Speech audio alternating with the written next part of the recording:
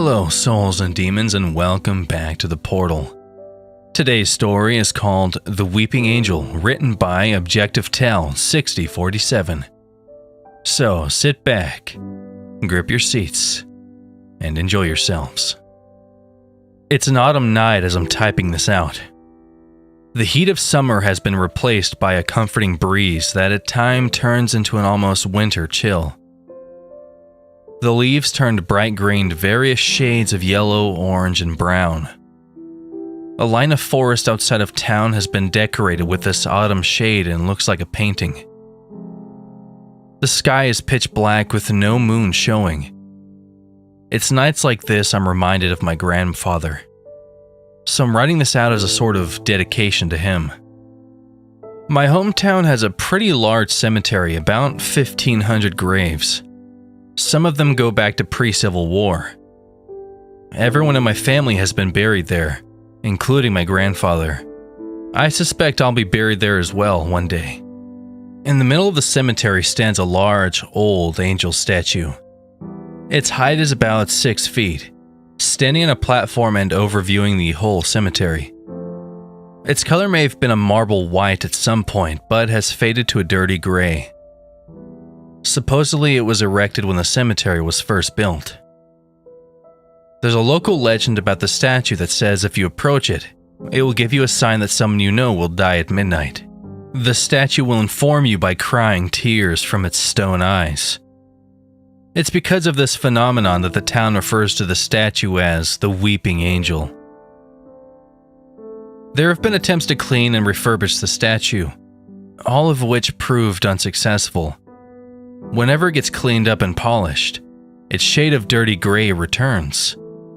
The city has also made attempts to remove the statue, but any equipment fails whenever it approaches the statue. One truck that pulled the statue died immediately.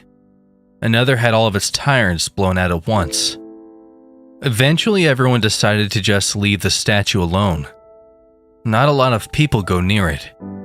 That is, except for the teenagers looking for a bit of midnight fun. Some of us would sneak out to the cemetery late at night to test the legend. We would approach the Weeping Angel at midnight to see if it cries. That's what me and my friends did one night some years ago. I snuck out of my parents' house at about 11:15 p.m. We left early to make sure everyone would be there on time. When we got there, we decided to test out the stories by walking up to the statue one at a time, to see if it gives a reaction. We had some time before midnight finally rolled around, so we decided to hang out a bit, and pass a joint one of us happened to be carrying.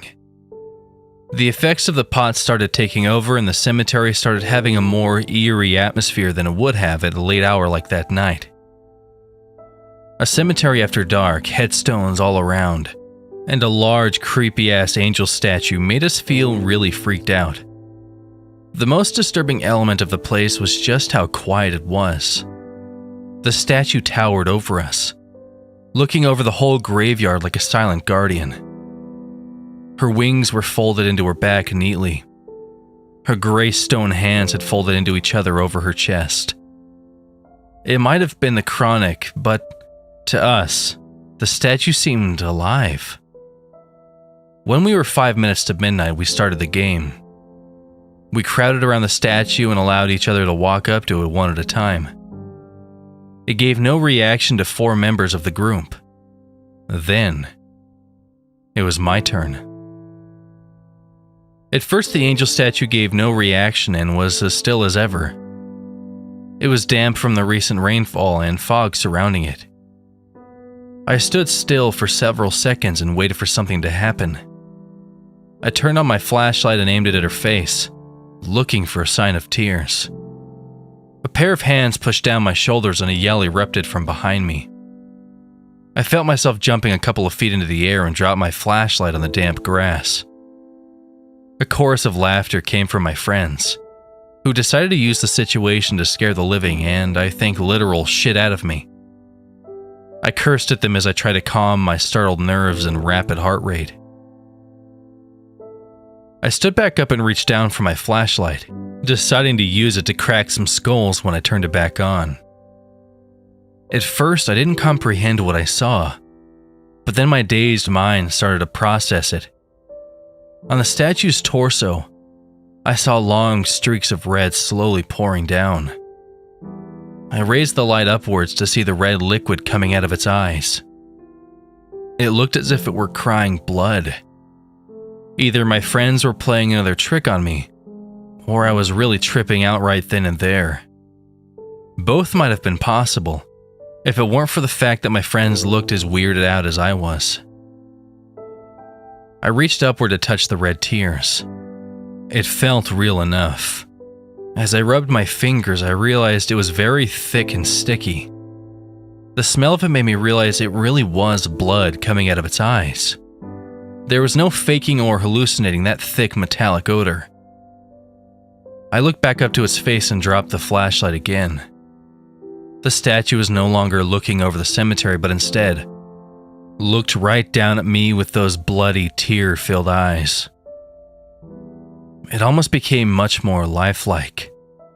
The stone, which at first was a dark, dirty gray, became a very pale white skin. She practically illuminated the graveyard. Her hair, once still and frozen, flowed freely and became pitch black in contrast to her pale complexion. She looked no longer like an angel statue, and more like a reanimated angel's corpse, if the description makes sense. Her wings, which were made of stone and tucked behind her, had opened fully and lively, as black as the moonless night. She jumped off the platform and took flight out of our view, disappearing into the void above. The only signs of her presence from a moment ago were droplets and streaks of blood, and a few stray feathers from her wings. I picked one of them up to examine it. It looked like a raven or crow's feather, until I touched it. It felt quite different from a bird's feather. It wasn't soft, but rather a grainy texture and wet from droplets. I walked back home in a daze from a combination of the still lingering buzz and the shock of what I witnessed. I didn't get a wink of sleep that night. I got out of bed in the morning feeling groggy when my parents were waiting for me in the kitchen. They had told me that my grandfather had died the previous night. My grandfather and I were awfully close. I spent so much time with him when I was younger that he was very much like my other dad. He taught me about life and his experiences. We did everything together when we got a chance. Sometimes I could tell him things I feel like I couldn't tell my parents. I was proud to call him my grandfather. His only flaw was that he was a heavy smoker. By heavy smoker, I mean heavy. I could guess he went through 2-3 packs a day.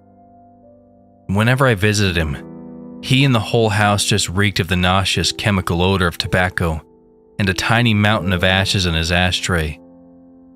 Cigarette butts were littered all over his house, and there were burn marks all over his rug and furniture from when he dropped any lit ones.